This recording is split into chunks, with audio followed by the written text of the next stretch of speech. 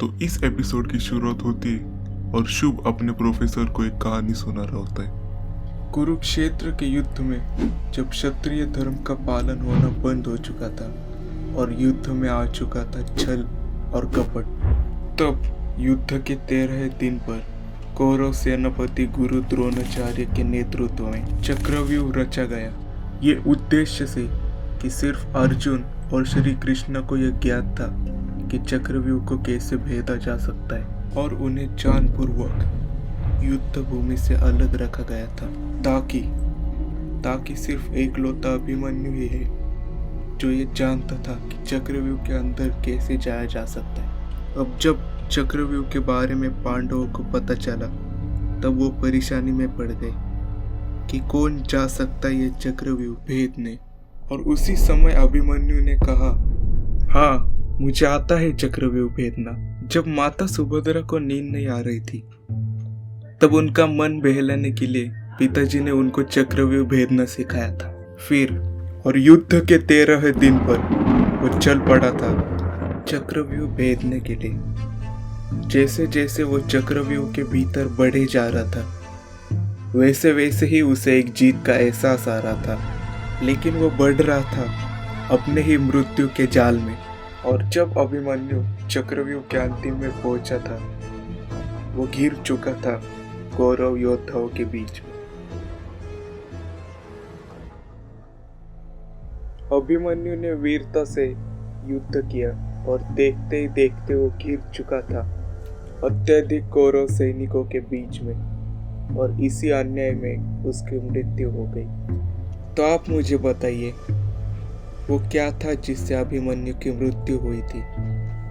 क्या वो उसका अत्यधिक आत्मविश्वास था या फिर उसकी अधूरी जानकारी?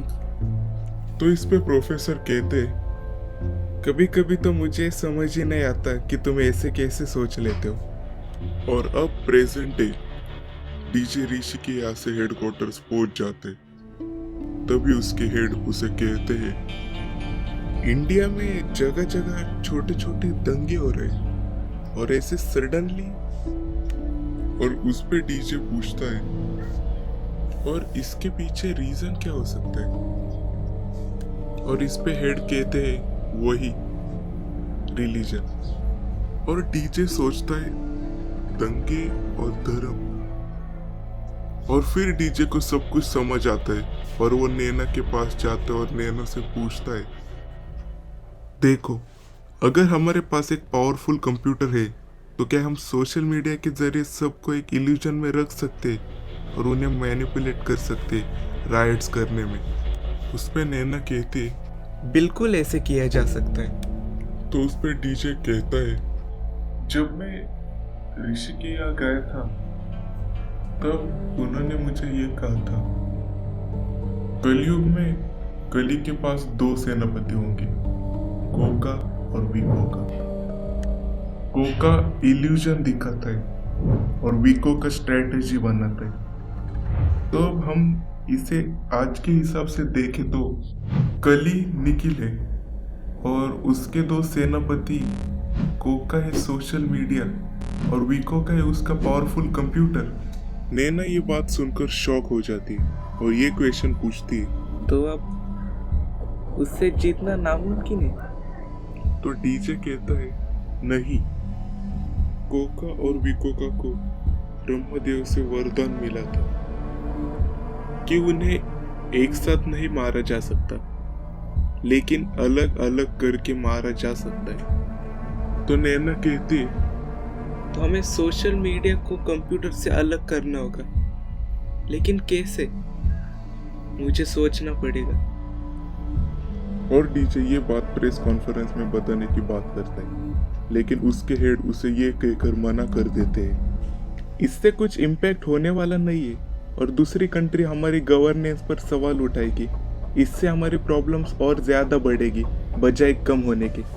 तो इस आइडिया को तुम सोचना बंद कर दो और इसे कैसे रोक सकते हो उस पर फोकस करो। और उसी वक्त वहां पर नैना आ जाती है। देखो हम इसे टोटली रोक तो नहीं सकते लेकिन डिले जरूर कर सकते। अगर हम शुभ के एल्गोरिदम का काउंटर एल्गोरिदम बना सके जो कंटेंट शुभ का एल्गोरिदम प्रमोट नहीं कर रहा है, हमारा एल्गोरिदम उसी कंटेंट को प्रमोट करेगा। सो उससे शुभ कम मैनिपुलेट कर पाएगा। लेकिन इस सब के लिए हमें सुपर कंप्यूटर चाहिए होगा। इस पे डीजे थोड़ा चिंतित हो जाता है। नहीं, हम नहीं कर सकते ऐसा करते हैं तो वेदर अपडेट्स नहीं मिलेंगी और इससे ट्रांसपोर्ट पे भी इफेक्ट आएगा। This could eventually slow down our economy. इसकी कोशिश उसने पास्ट में भी की है, ये भी उसका प्लान का पार्ट हो सकता है। तो इस पे नैना कहती है, We need to lose small battles in order to win the war.